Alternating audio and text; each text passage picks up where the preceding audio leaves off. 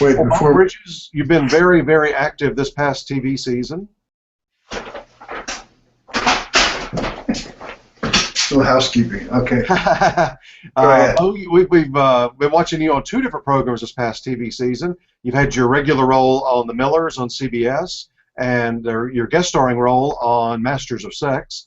I guess I want to start out with, I've always noticed something about you in your acting career. You're one of those few actors that I can really totally believe when you're playing dumb, like you do often on The Millers, and then when you're playing really, really smart, like you do on Masters. What's the trick in that for you as an actor? Well, maybe the truth is that I'm a little dumb and sometimes I'm a little smart. So I've got both those things happening inside me, like most of us are a combination of the two. In The Millers, my dumbness definitely shines. This guy bumps into a lot of walls. However, what I find kind of interesting developing a character in a series is you get to see him in an arc, and you see him involve the characters. And sometimes they involve in front of our eyes the actors because we don't know what's going to happen from one episode to the next. And for instance, with my character Tom in The Millers, recently revealed that he was an engineer before he retired, and that kind of surprised me. I thought, geez, I thought the guy was not too smart, but apparently he is. And so, there are surprises along the way. And then, yeah, with Masters of Sex, the man is the provost of a major university, so he obviously has some intelligence going there. But the poor guy gets wrapped up in a really awful conundrum, and is a closeted gay man in the late 1950s, which was a tough time to be gay in this country. Unfortunately, some of the ignorance still prevails even today, but back in those days, I mean, police were breaking into bars, arresting gay folks, and it was not a good thing. Well, let's talk about that one first. Did you know that when you took on the role, or was it something that was revealed to you later on as you got the scripts?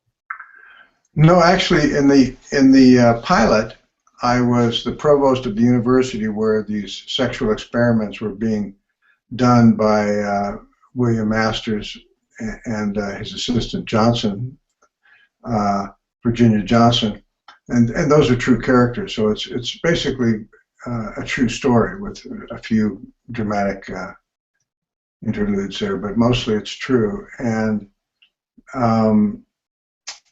so I thought, well, okay, I'm the provost of the university. I'm not really happy with the sexual experiments going on because I think they're going to reflect badly on the university.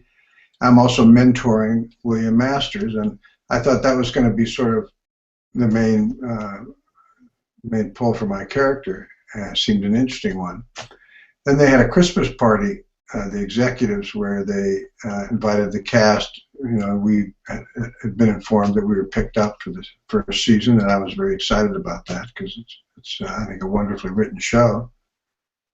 And I went there with my wife, and they said, we're so happy that you're coming in, and they were kind of stroking me, telling me that I did such a great job in the pilot and everything. And my wife, I was getting a little puffed up, and my wife said she saw it coming. And I said, well, I'm so happy. And they said, yeah, we have a really interesting twist for your character as the season progresses. And I kind of thought, where my head went was, oh, he's the provost of a major university. There's all these sexual things happening to all the main characters. Probably I'm going to be getting it on with some of the young ladies that are attending the college, and I think my wife kind of read my mind, and she's smiling, and I said, wow, really, what's the twist?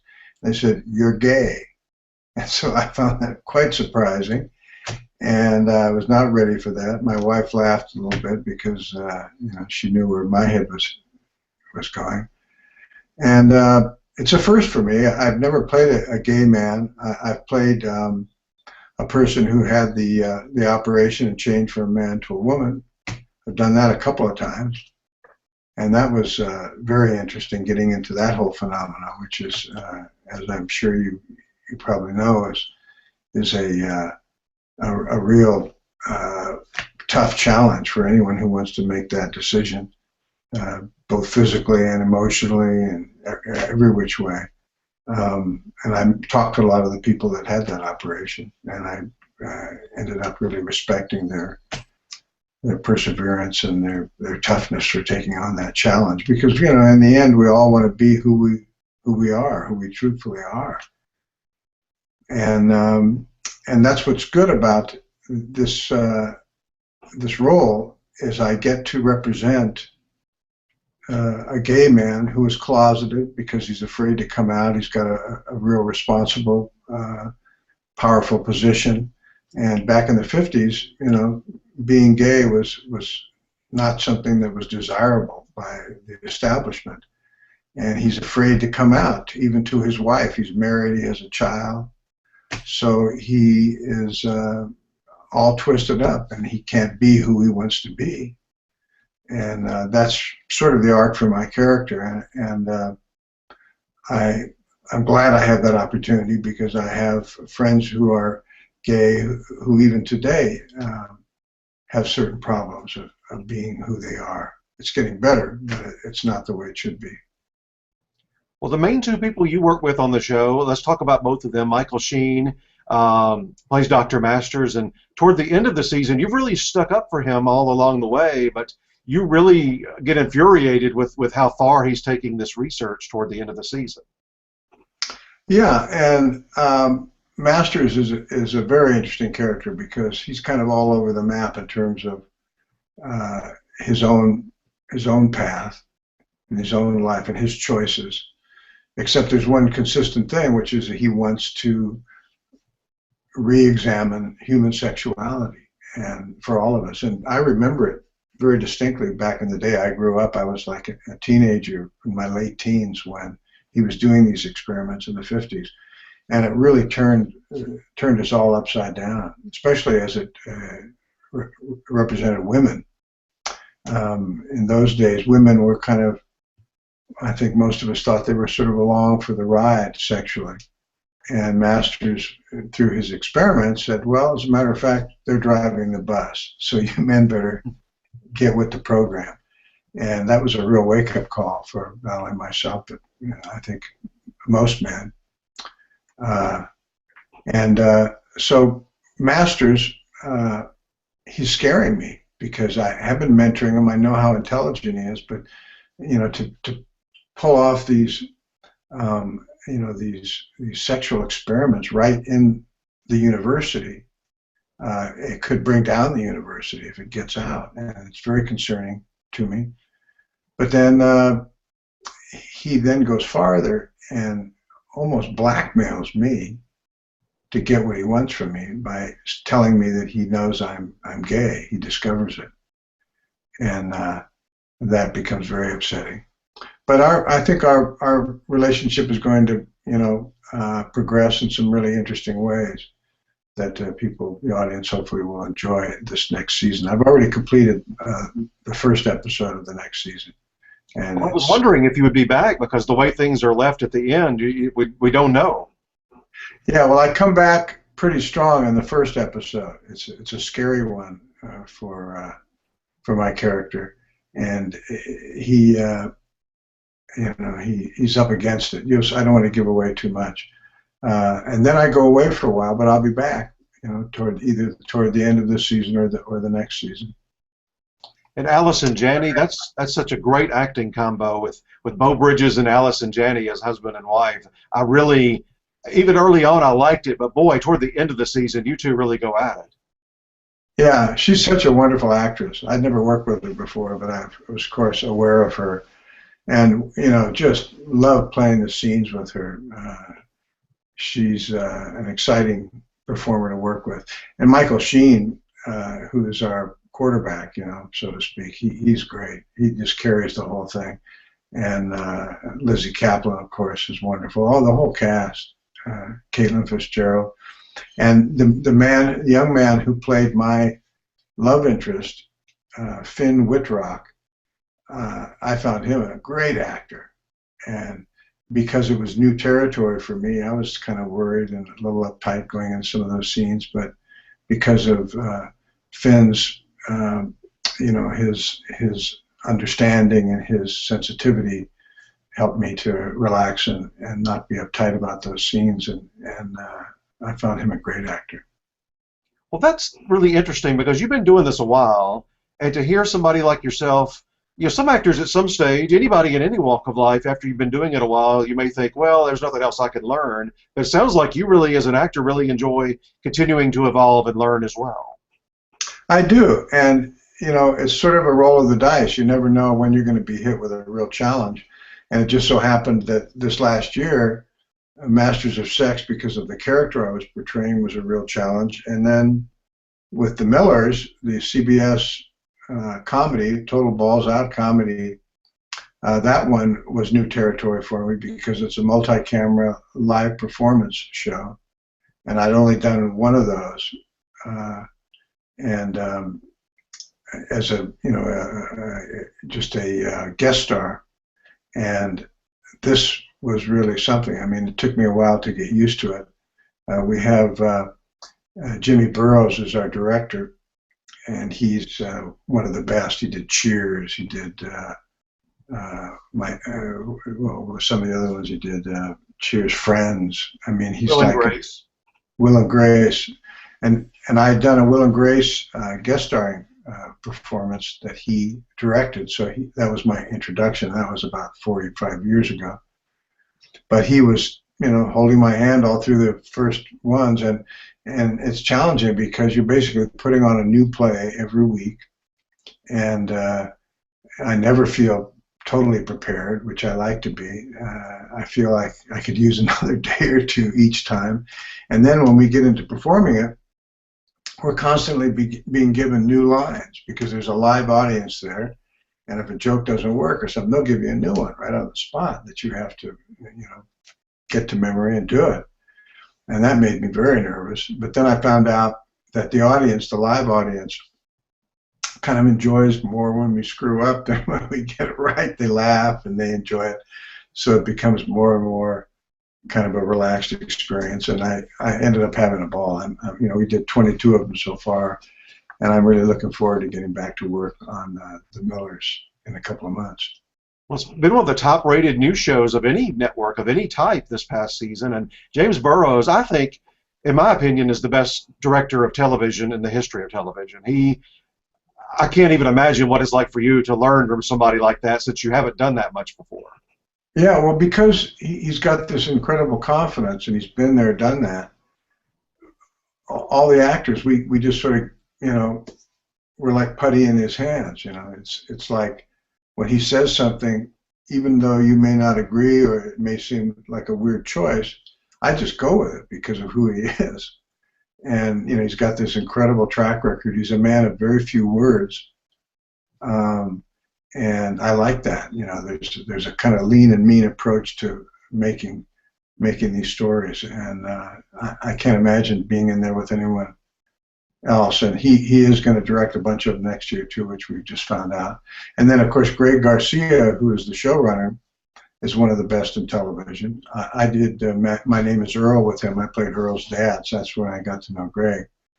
And Raising Hope, you know, he's a wonderful writer, and he's got a great team of 9 other writers. We'll talk about another great acting combo. I mean, everybody on that show is great, but when you and Margot Martindale get going at it, that is a lot of fun to watch. We've interviewed her a couple of times over the year, Justified, and also for the August Osage County, and she's just a ball to talk to as well. And she was talking about working with you when we interviewed her back around Thanksgiving, and said how much fun that was. What's it like for you working with her? Yeah, you know, they're such interesting characters. You've got these 2 people who've been married for 43 years. They come to visit their son they live in Florida, and he tells them immediately he's getting a divorce. And I ask him why. He said, because I want to have fun. And then I said, well, I want to have fun too.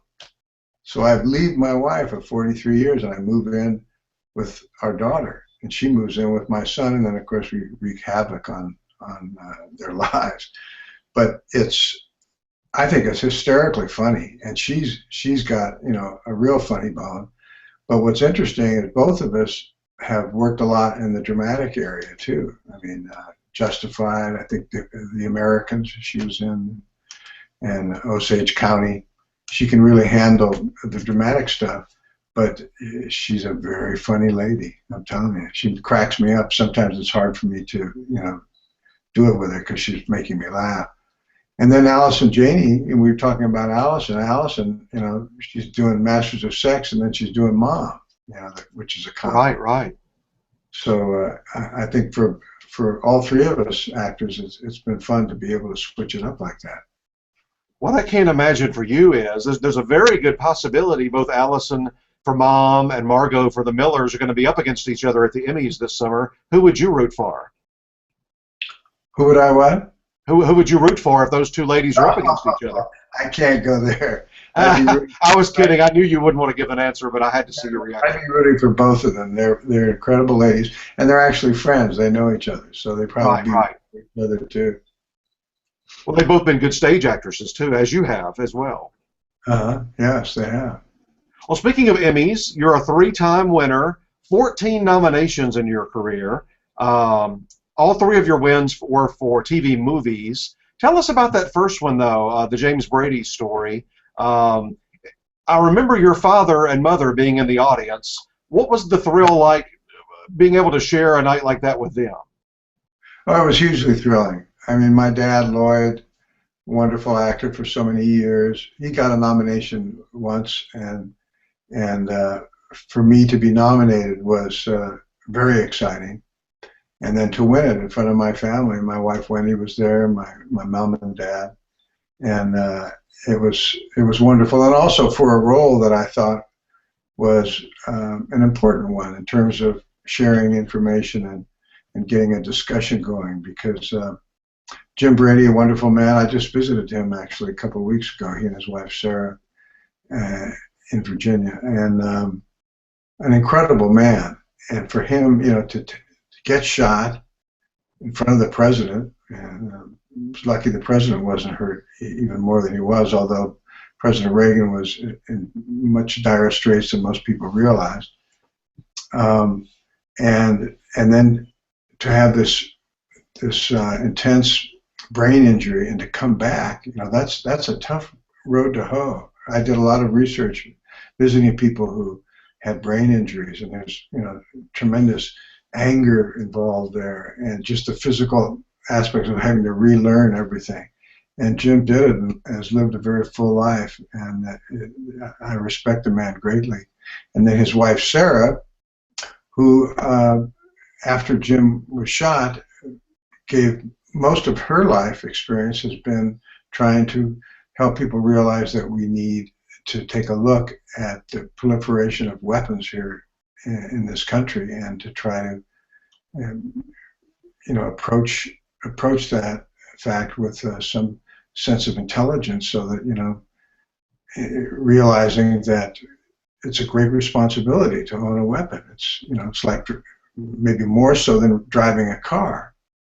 And when you go to get your license, you have to go through a few things to get it. And Sarah thinks, and I agree, that should be the same thing with weapons. And it's not like trying to do away with them, because we all understand the need for weapons, I think. I mean, I went hunting with my grandfather, so I understand the bonding that happens between a father and a son.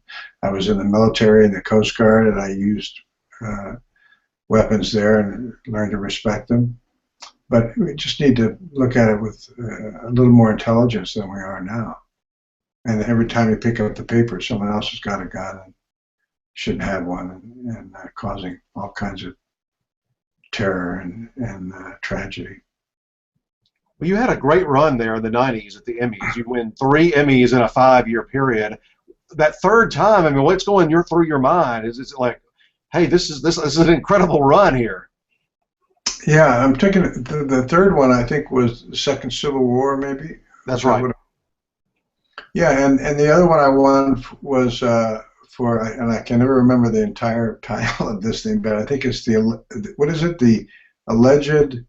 I just call it Positively True Adventures, and don't get into all the rest of that. Positively True Adventures of the Alleged Texas Murdering Mom, or something like that. Right. And the fact is that all 3 of those shows, I think the show itself was quite excellent, and there was something very unique about all of them.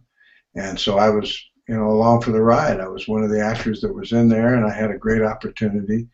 But I think it's always the play is the thing, like Shakespeare said a long time ago. If you've got the words to say, and you've got a strong director in there, then people will respond to it. And yeah, I think I was really fortunate to get those 3 nods.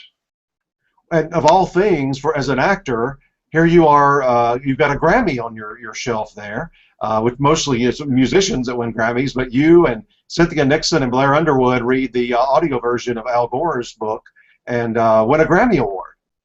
Yeah, well, I've enjoyed over the past years. I've done a lot of narration and reading books on tape and that sort of thing, and I really like it. It's a whole different ball game. It frees you up. You don't have to worry about how you look and what's happening there. It's just all representing the story with your voice, and I like that a lot. I really do, and I get kind of a kick out of it because you usually do associate a Grammy with a musical award, and here I was telling a story, but it was a good one. Again, the story is the thing. Absolutely. I want to ask you, I don't know this for a fact, but I'm assuming you're probably an Oscar voter. Is that correct? Are you a Film Academy member? Yes, I am. I figured you were. As we've had different Academy members on the past couple of years, I love asking this question because I just love getting a response. And you, especially being a long-time working actor, when you're voting, you're nominating, you're voting for winners, what kinds of things are you looking for? What kinds of performances would get a Beau Bridges vote? Well, a lot of it is the challenge of the role. I think if you can't imagine anyone else performing that role and the person just nails it. I mean, like this last year, I thought Judi Dench in Philomena was just amazing, that performance, and I think that was hands down the best performance by a woman, and there was a lot of great ones. But that's kind of what I look for, and I can't help but be affected by the movie itself, the whole movie. I mean, if a performance is really great, you kind of forget about the performance, don't you? You get sucked into the story, and so it has to be a really powerful movie, I think. Like in my estimation, Philomena was a real powerful movie, and sucked me in. Yeah, that was such a challenge with that kind of movie to basically a talkative kind of movie to make that intriguing on screen. Exactly, yeah. But it was about the real human condition, and sometimes that is the hardest thing to get right because you're working in subtleties. But I thought it was tremendous. And another one I really liked was The Book Thief. That movie was sensational. Jeffrey Rush, right? I mean, he was just great in that. And the young lady that portrayed the leading role, I can't remember her name now, but she was just amazing. Those are my 2 favorite movies of the year. What's it like for you as a brother when Jeff has been nominated before? Is that just an incredible thrill for you to be able to check his name on a ballot? Sure, because I taught him everything that he knows. No, I'm just saying that. I like to pull on my brother every once in a while. He's my best friend. I love him. We spent a lot of time together. In fact, I was just with him up in Montana on his ranch and had a great time. What I'm enjoying so much about his career right now is his music, because when he was a young guy, I gave him my old Dan Electro guitar, which was just a garage guitar, that I learned EAB7 on when I was a kid, and then I got into organized sports, and Jeff took over the guitar, and he became really pretty good right away. So as a young man, I thought that's what he was going to do, that he was going to get into music. In fact, Quincy Jones was a buddy of mine way back in the day, and Quincy, he had written the music for a movie I did, and he says, "Look, why don't you come into the studio and we'll just mess around with some singing and stuff, because if the movie hits, maybe we can put an album out and it'll be successful. And I said, Quincy, I don't really sing. He says, please do it and bring someone to play the guitar with you, because I know you can't play and sing at the same time. So I brought my little brother Jeff, who was probably about 19 or 20 at the time. And after we did our little session, I asked Quincy, I said, why don't you listen to Jeff? He's been writing some tunes, Quincy said, sure. And right there on the spot, he bought one of Jeff's tunes and he put it in a movie he was putting music to with Dustin Hoffman, called John and Mary, I think it was.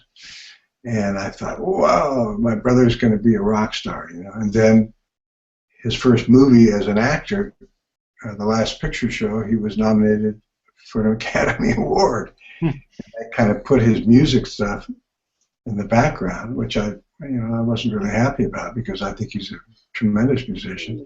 But then later on, with the Baker Boys, which we both did, he got into his music a bit there. And then with Crazy Heart, and that was all about a musician. And since then, he's touring with his band, the Abiders, and he's probably got a gold lame jumpsuit somewhere in his closet right now. How appropriate was it that he won his Oscar for a role where he gets to do music then, since that's how he got his start? Yeah, it was just perfect. No, I love seeing him, really get what he deserves out of life and out of his career. He's a real hard-working guy. He likes to take chances. I'm really looking forward to seeing his new movie, The Giver, which is coming out soon. Yeah, I was watching the trailer the other day. That looks very good. I can tell just by your conversations how much you're socially conscious and how much you are involved in charities and so forth. Tell us, you were mentioning before we started, the 2 charities you're most involved with. Give us a quick description of those and how people can get involved. Yeah, if you look up Wish Toyo, Google that, you'll come upon this organization that has been around for 20 years now, founded by a Chumash ceremonial leader named Mati Wea, who has been a friend of mine for many years. I first met Mati when he was telling stories at the Chumash Center out in the San Fernando Valley here. And I had my daughter there. She was 6 years old at the time. This was many years ago. And I was impressed with him telling the Chumash, the Chumash creation story. And so I invited him to my home, and he told more stories, and I befriended him, and then he created this Wish Toyo organization, and now we built a village that I invite anybody to come to out in Malibu right now. It's built in the way of the ancient Chumash villages. We have 7 acres right on the bluffs there, and if you look at that site, you can see it. And every Sunday, Mati leads us a ceremony for the sun coming down. We also have an environmental outreach trying to preserve the oceans and the land on the coast. And we have some lawyers who take on some of the junk dealers who are pouring bad stuff into the rivers, and people that are drilling offshore, take them on and try to straighten things out there. So it's a good organization. And then the other one is Theater West, where I learned to act as a young man. It's the oldest community theater in Los Angeles. I joined when I was like in my 20s. In fact, the most recent work I did there was my daughter Emily and I wrote a play called Acting the First 6 Lessons, based on a book by Richard Boleslavsky, and written in 1939. And we performed it for a couple of months at Theater West, and Samuel French has now published us. I think they're doing a production of it now in South Bend. And Emily is now a member of Theater West. And Theater West has a very active program in the schools and trying to help kids who are somewhat disadvantaged than others, inviting them to get involved in the theater through Theater West. So those are the 2 organizations that I concentrate on. Well, listen, we really appreciate your time today. Good luck on the Emmy Awards this summer. You're on the ballot twice for the two shows we've been talking about. And I've got to say, you know, you're one of those guys for me, kind of like a Gene Hackman or a Michael Caine or a Morgan Freeman or your brother. When I see Beau Bridges' name on a cast list credits, I know at least one performance in the movie is going to be good, if not the whole movie. So I really enjoy your work. Well, thank you so much. This has been a great experience for me. As I told you earlier, this is a first for me. I've never done this. This new technology is just amazing. We'll just open the floodgates, and you'll be doing these hangout interviews every day. Cool. All right. Great. Thank you so much. Have a great evening. You too. Bye-bye.